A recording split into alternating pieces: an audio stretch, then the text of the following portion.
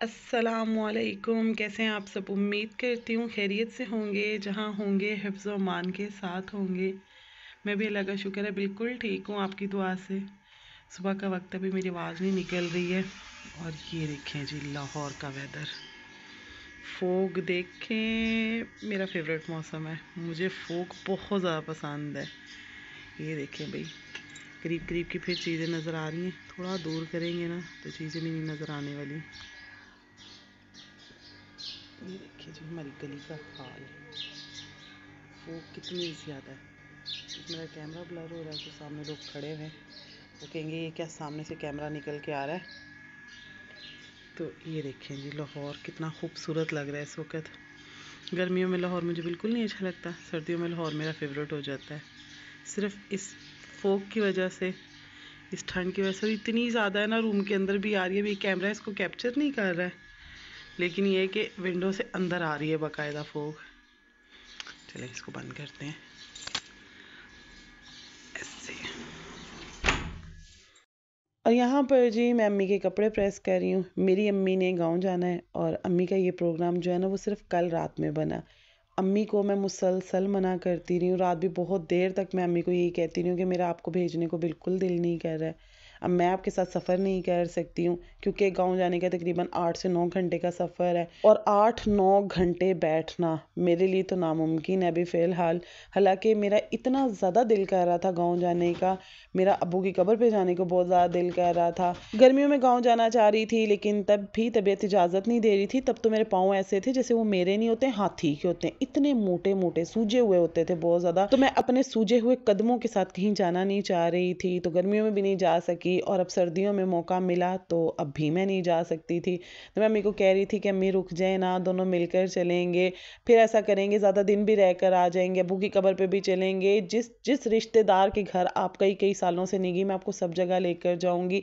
जहाँ कहेंगी, जितने दिन कहेंगी ना, मैं आपको स्टे भी करवाऊंगी, लेकिन अभी रुक जाए। लेकिन अम्मी की सुई एक ही बात पर अड़ी हुई थी कि मैंने जाना है और मैंने जाना है। और गाँव इसलिए जाना था कि मेरे मामू की बेटी ने माशाल्लाह से आलमा का कोर्स मुकम्मल किया है, उसका बुखारी शरीफ का ख़त्म था। मतलब इन लोगों की दस्तार बंदी होती है, तो उसकी तकरीब थी जिसके लिए उन्होंने सभी ख़ानदान वालों को इन्वाइट किया था। और अम्मी को सिर्फ ये था कि सभी लोग जो है वो एक जगह जमा होंगे तो मैं सबसे मिल लूँगी। मुझे सिर्फ अम्मी के जाने पर एतराज़ ये था कि अम्मी का ब्लड प्रेशर और शुगर दोनों ही नॉर्मल नहीं है, दोनों हाई जा रही हैं।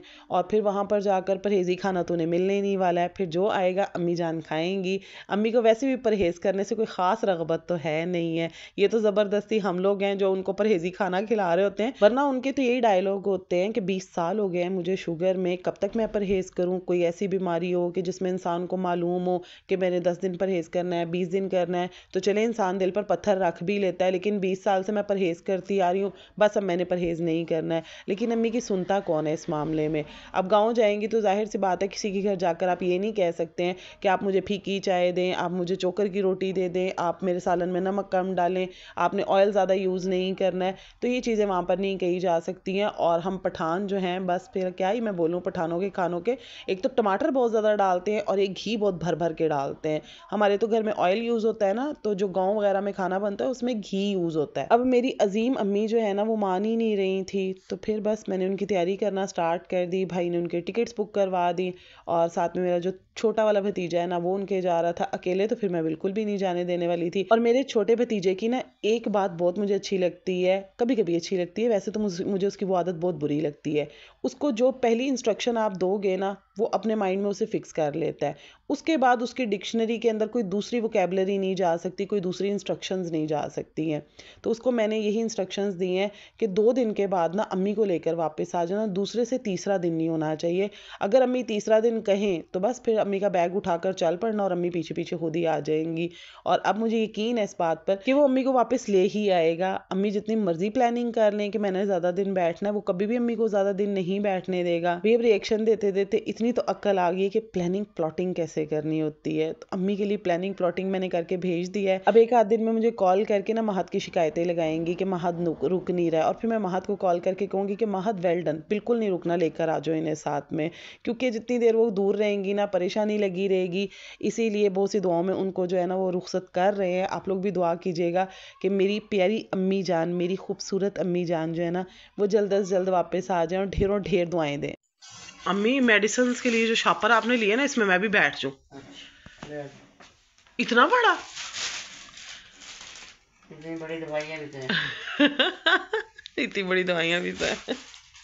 लो अम्मी का 16 प्रो मैक्स भी ले लो। बच्चा भी साथ जा रहा है, इतना पैक होकर जा रहा है ना कि कहीं से भी सर्दी जा नहीं सकती। दस्ताने मैंने रख दिए उसमें। मेरा अल्लाह जानता है, मेरा बिल्कुल अम्मी को भेजने को दिल नहीं था, लेकिन अम्मी बस एक ही बात पे अड़ गई कि मुझे जाना है, मुझे जाना है।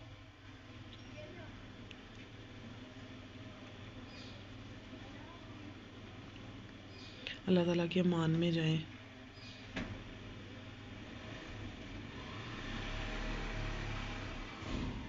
चले भाई, अम्मी गई।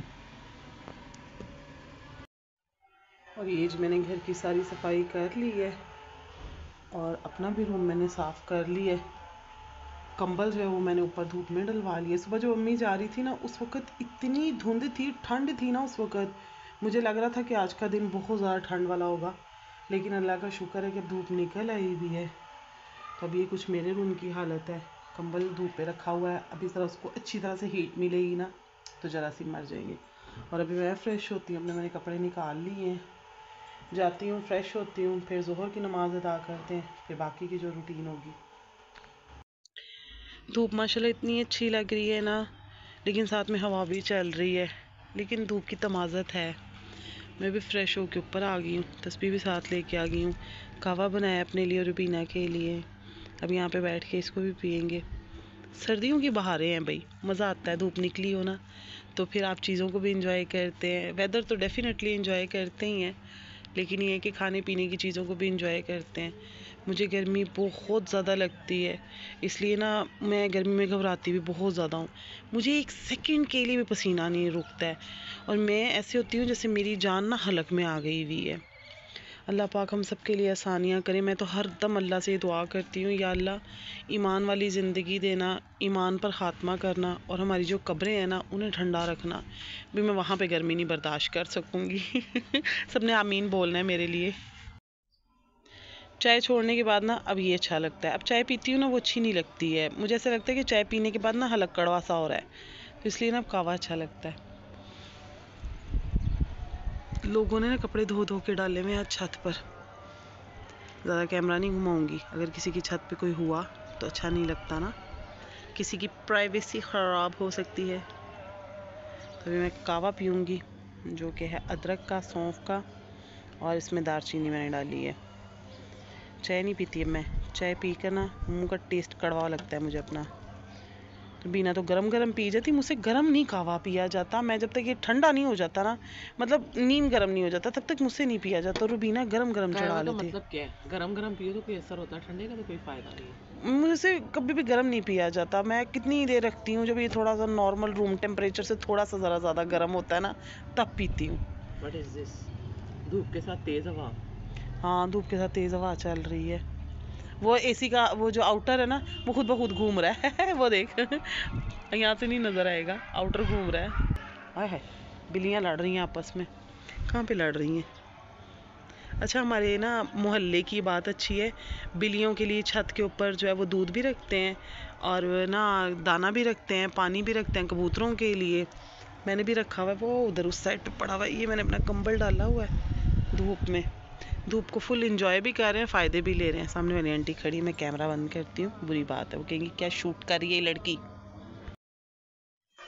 रात के 9 बज रहे हैं, मैं और रुबीना मेडिसिन लेने जा रही हूँ। मुझे पता ही नहीं था मेडिसिन ख़त्म हुई।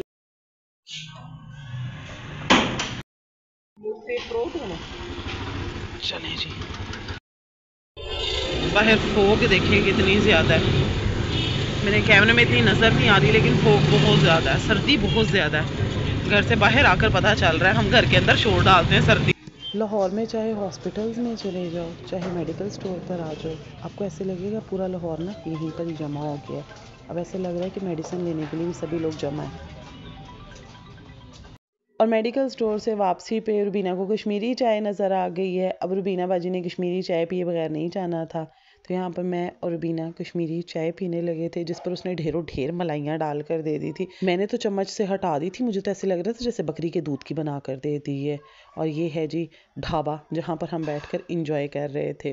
तो बस ये अपना वीडियो भी यहीं पे एंड करती हूँ। मिलती हूँ आप लोगों से अपने नेक्स्ट व्लॉग में। अपना बहुत सा ख्याल रखिएगा, मुझे भी अपनी दुआओं में याद रखिएगा। अल्लाह हाफ़िज़।